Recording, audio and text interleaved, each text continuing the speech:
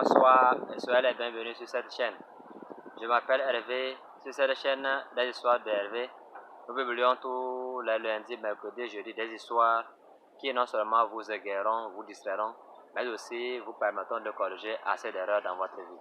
Alors nous vous invitons à toujours nous suivre en vous abonnant et en activant la cloche des notifications.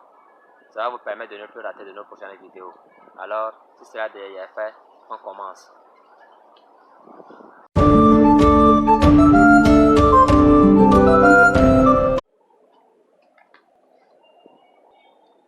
Ok, merci beaucoup pour votre...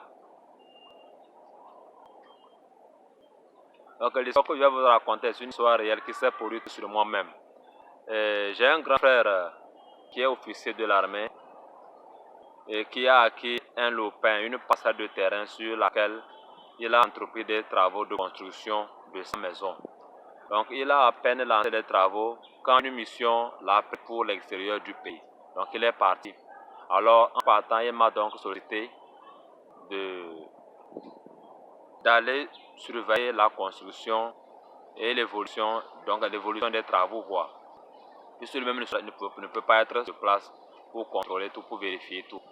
Donc comme ils sont un petit frère et que je suis en vacances, il m'a sollicité d'aller faire le contrôle des travaux et jusqu'à la fin, du moins le temps qu'il ne revienne de sa mission, quoi. Donc, chose que j'ai dû accepter et j'ai commencé à le faire. Il faut noter que les ouvriers, maçons, menuisiers, autres, eux, ils ont créé des tentes sur les lieux de travaux où ils passent le nuit. Même moi, pour d'autres obligations, ils doivent rentrer chaque soir à Lomé et revenir le matin. Donc c'est comme ça, on a commencé, on travaillait, j'allais, je revenais, j'allais, je revenais. Et il faut noter que le chantier est situé à 10 ou 11 km de la ville même de Lomé. Ce n'est pas dans la ville de Lomé.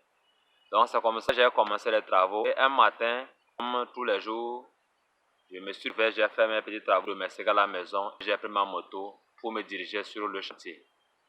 Chemin faisant, j'ai eu l'idée de prendre mon petit déjeuner à Lomé avant de continuer sur le chantier. Puisque comme je vous ai dit, c'est dans la banlieue et là-bas, on ne vend pas grand-chose à manger. Donc il est difficile de trouver ce que tu veux à payer là-bas. Ce n'est pas comme en ville.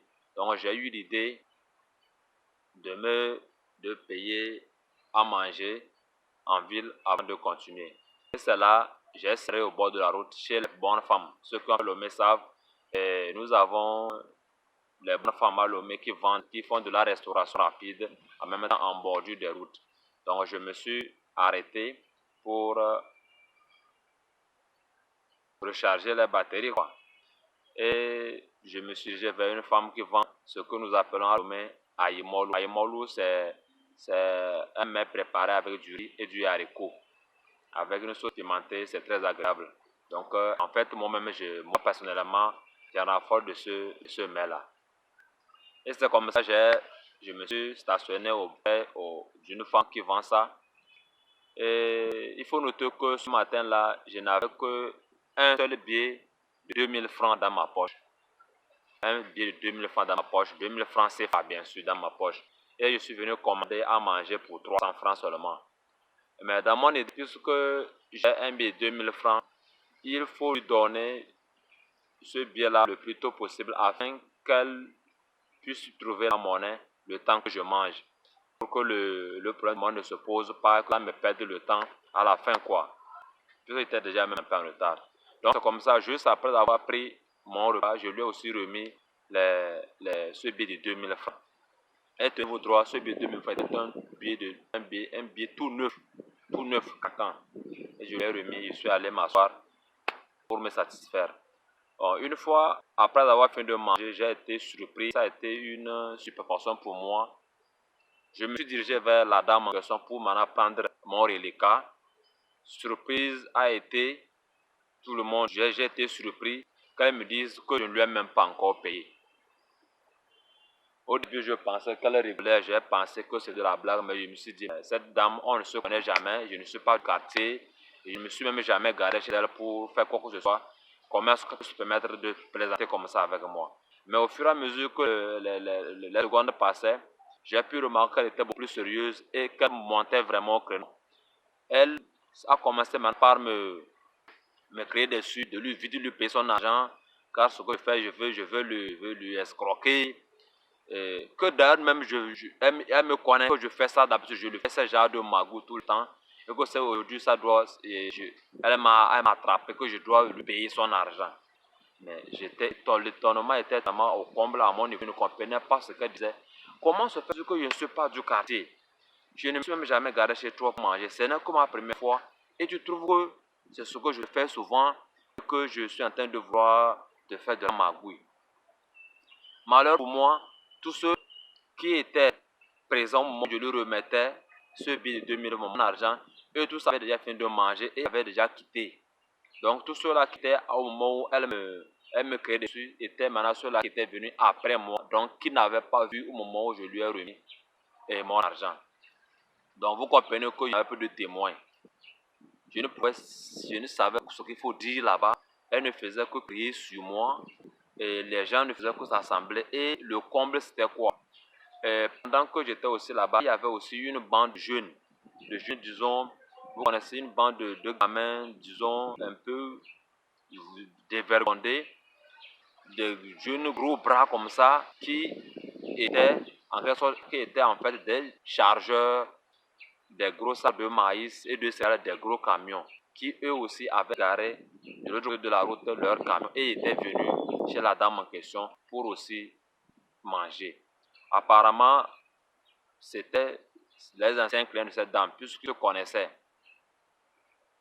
Et cela, maintenant, vu ce que la dame disait, ces jeunes sont levés sur moi avec des menaces en me disant, mon frère, paie l'argent, sans quoi tu as des problèmes ici. Et je vous dis, on me tirait, qui de me tirer à gauche, l'autre par droite, je ne savais quoi faire. C'était vraiment le comble. Mais voilà, là-bas, je ne connais personne, personne ne me connaît, je n'ai pas de témoin. Tout ce qu'elle disait faisait croire à tout le monde que j'étais fautif en ce moment. Je ne savais quoi dire. Quand j'ouvrais la bouche, je ne faisais que répéter que madame, je vous ai remis mon billet de 2000 francs, était un billet tout neuf. Mais comme si cette dame était mal intentionnée, et vous savez, les dames là, ceux qui sont vraiment le meilleur, les dames là, quand elles vendent, elles ont souvent des boîtes là dans lesquelles elles mettent toute la recette du jour, que ce soit les pièces de monnaie ou les billets de banque, elles mettent tout dans cette même boîte là pour après tout faire leur compte après. Malheureusement pour moi, quand moi je lui ai remis mon billet de 2000 francs, au lieu de mettre dans la même boîte, elle a tout simplement soulevé le tapis de sa table et glissé le billet là sous le tapis. Je ne sais pas pourquoi elle a fait ça. Peut-être qu'elle était vraiment intentionnée. Et pendant qu'elle ouvre sa boîte, que l'on de voir, je dis que je lui ai remis un billet de 2000 francs. Où est un billet de 2000 francs ici? Effectivement, dans la boîte, il n'y avait aucun billet de 2000 francs qui était même neuf. Donc là-bas aussi, il n'y avait pas de peu. Donc j'étais en quelque sorte dans un étau qui se resserrait. Chaque seconde qui passait, c'était un maillot encore de l'étau qui se resserrait sur moi. Je ne savais quoi dire, je ne savais quoi faire. J'ai même eu l'idée, si j'avais même encore plus, même une autre somme d'argent sur moi, j'aurais sorti cet argent-là et payé à cette dame-là, seulement pour me sortir de ce pétain, de cette merde-là, puisque je ne comprenais plus rien. Je ne pouvais plus rien faire. J'étais là, on me molestait, on me faisait tout. Il ne manquait plus qu'une gifle ou un coup de poing dans ma physionomie. Je vous assure, j'étais stupéfait, abasourdi, totalement ébahi. C'est dans ça on était. Et maintenant, ça l'a parti à plus de l'histoire ça. Et heureusement pour moi, derrière cette dame, comme elle était assise en vendant, derrière elle était aussi assis un grand frère, un vieux père qui aussi avait pris son plat, qui mangeait. Maintenant, dans ces mouvements d'ouvrir passer par là pour dire que non, je ne lui ai rien remis comme argent, elle soulève par hasard son tapis et depuis derrière elle, le vieux père que son voit un nouveau de 2000 francs étalé sur le tapis. Mais la dame a remis le tapis comme si elle ne voulait pas que quelqu'un voie ce qui est sur le tapis. Mais malheureusement pour elle, le monsieur en question lui avait déjà vu mon billet de 2000 francs classé sur le tapis là-bas. Celle-là, il s'est levé, il a crié à sur ce jeune-là d'arrêter. Il a vraiment crié et moi-même j'ai eu peur. Et quand il s'est levé, je me suis même dit que ça, c'était vraiment le comble, c'était vraiment ma mort ça. Je ne sais pas que c'était pour me délivrer. Et c'est là-bas, il m'a demandé, jeune homme, est-ce que tu as payé l'argent? Et je lui ai répété, j'ai répété devant tout le monde ce que je viens de dire là. Je que je n'avais que sur moi ce seul billet de 2000 francs. Alors, lorsque j'ai pris mon repas, pour la permettre de chercher la monnaie à temps, je lui ai remis juste au moment où j'ai pris le repas. Mon billet était nouveau. Il y avait un témoin, mais le témoin est parti. Je ne sais pas comment il faut faire, mais ce que je sais quand même que je lui ai payé, que mon billet de 2000 francs était un nouveau billet de 2000 francs. Et c'est là-bas, le grand frère qui s'est retourné vers la dame a demandé, mais est-ce que vous reconnaissez que ce jeune homme t'a payé? Il dit non. Il a encore repris les cris. Jamais du tout, il n'a reçu aucune piste, même aucun rond de ma part. Et que encore, c'est mon habitude, je viens tous les temps ici lui faire ces genre de magouille. C'est ça même qui m'étonnait le plus. Une dame chez qui je n'ai jamais mis pied. Je vous dis, c'est même pas dans mon quartier. C'est en allant sur le chantier, j'ai fait ça dans ce quartier. C'est même pas dans mon quartier. Est-ce que vous voyez?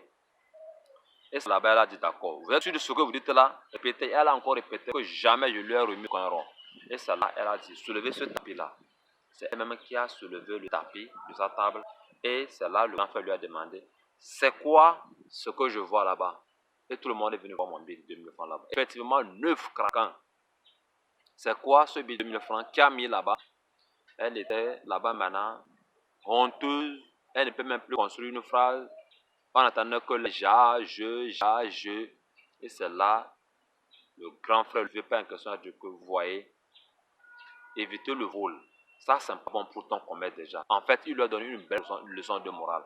Et je vous dis, tenez vos droits pendant que ce paiement lui donnait ses remontrances. Toute la bande là qui était autour d'elle et qui me harcelait, qui me molestait, qui était sur le point de me déchiqueter en morceaux.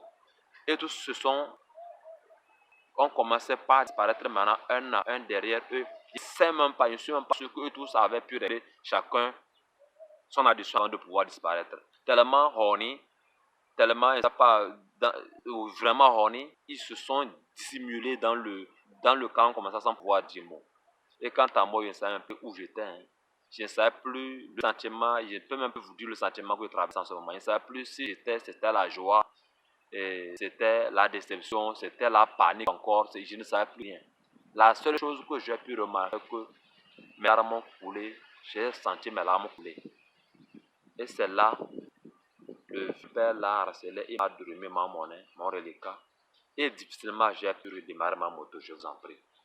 Et je ne peux même plus vous raconter comment est-ce que j'ai pris la moto de là jusqu'à ma destination. Arrivé, j'étais comme une poule mouillée, comme si j'étais frappé par un courant. Je suis allé me tailler une place pour m'asseoir tranquillement. Et mes amis ouvriers, tout ça là, me taquinaient, mais je n'étais même plus dans mon assiette. Vous voyez. Donc, c'était un peu ça, cette histoire. Et c'est pour vous dire que quoi?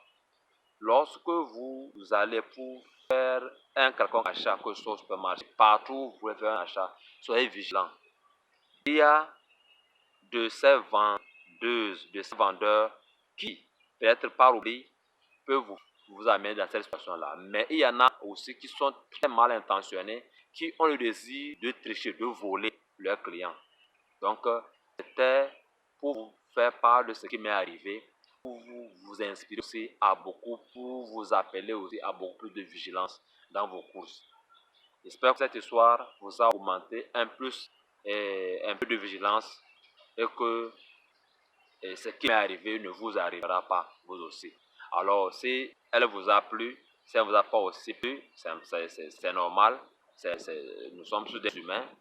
Et en tout cas, mettez vos impressions dans les commentaires et ça nous permet de corriger, de nous améliorer et de vous raconter encore beaucoup plus d'histoires dans les prochains jours. Mais si ça vous a plu, n'hésitez pas de lâcher un pouce bleu et si vous n'êtes pas encore abonné, abonnez-vous et activez la cloche de notification pour ne pas rater de nos prochaines vidéos. Je m'appelle Hervé, j'espère que je vous ai servi ce soir. Alors à bientôt. Ciao, ciao.